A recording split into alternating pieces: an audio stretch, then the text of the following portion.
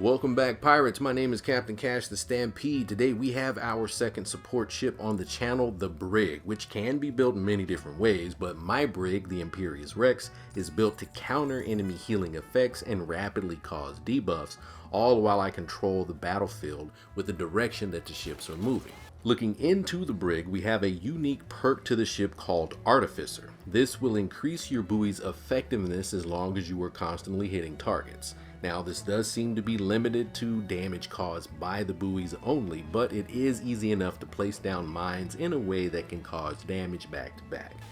The perk will also reduce the reload time of auxiliary weapons by 10% for itself and for any other ships that are around it. It increases healing weapon effectiveness, but we really aren't taking advantage of this perk in the build.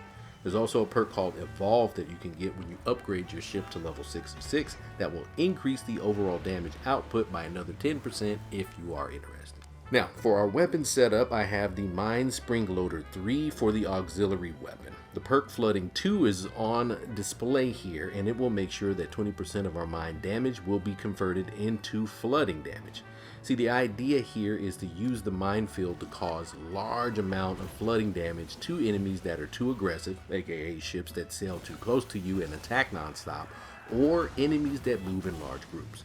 You may or may not know this, but mines can also be used to divert where the enemy is going in case you or someone else needs a breather. And it's a nice bonus that you can even use the minefield to defend against enemy torpedo attacks. But this build also has a very huge focus on the new electric culverins, the Heaven's Mandate, which turns 20% of our cannon damage into electric damage that builds up a new debuff called Stormstruck. And placing these at the port and starboard will get you 8 shots per side, and if you put one on the stern, you get 4 more shots. This means that you can fire off a total of 20 cannon rounds from this ship to any other ship foolish enough to circle her.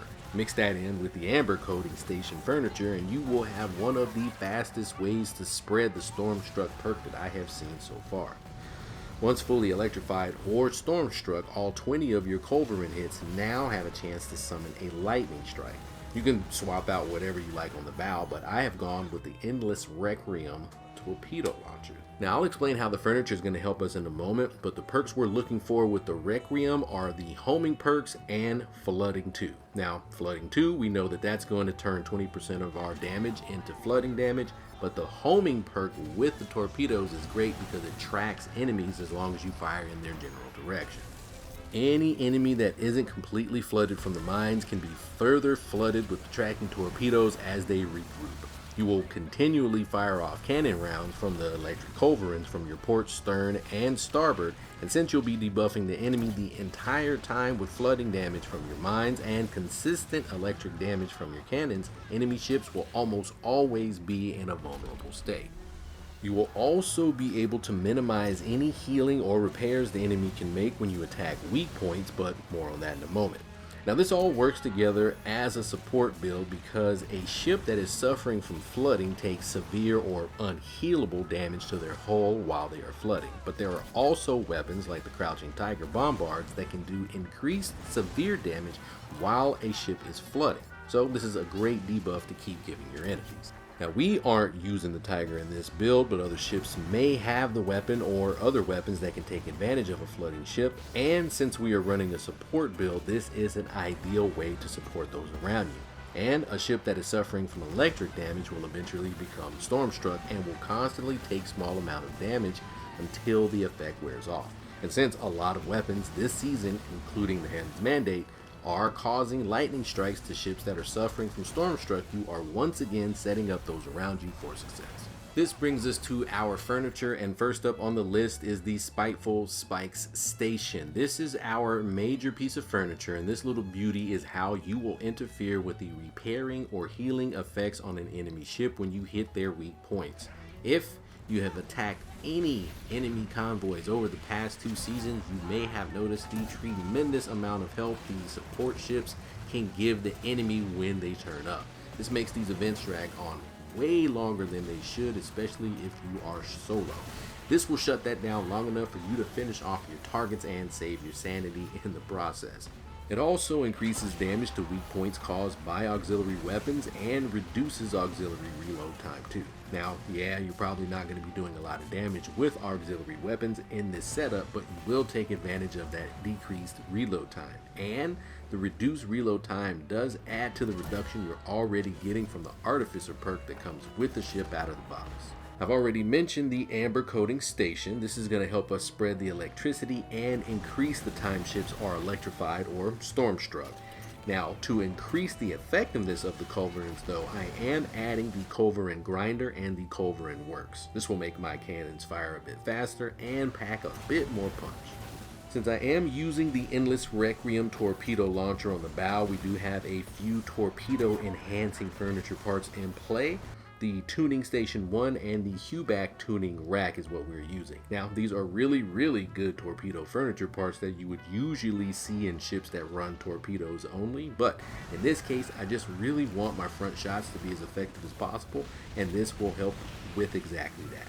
I get increased primary and secondary damage, increased range, increased arming distance, increased speed. Hell, you even get a small bump to stamina when you're out of combat. Not too bad, right?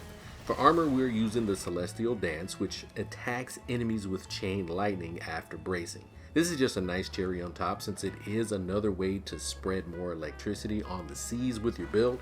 But if you look at the stats, this may just be one of the best armors since it does have damage mitigation against almost every effect that we have in the game. So that's pretty much the rundown of the build if you're looking to replicate it. I've been using it a lot for large convoy attacks currently, but I also default to it for a lot of my manufactory defenses when I want to spice things up on those solo shenanigans. Now, I'll be honest with you, I like it solo, but I really think it works better in the group. Because if you're the one controlling all of the debuffs in the area, man, it just feels like you are the one that's controlling the fight. You decide when these guys are flooded. You decide when the electric stuff is going to happen. You can decide which way they want to go in the fight. I'm telling you, use the minefield, use it early, and you'll watch the ships veer off in other directions. They don't want to take that damage. Even bosses, you can do it to the Hubacks. I used to do it to them all the time last season. I did it in this ship recently. You'll see it on screen. It's just a really effective tool that you should not sleep on. Also, that side effect of being able to stop torpedoes is just a wonderful thing. You don't have a lot of ships out there in the open seas that use torpedoes, but when they do, a lot of torpedo attacks can be very effective, and this is a good way to defend against that. But I believe that is going to do it for today. We have another build coming. I'm going to redo the healing build for the Bark, so stay tuned for that one. As always, my name has been Captain Cash of Stampede. We'll see you out there on the seas, pirates.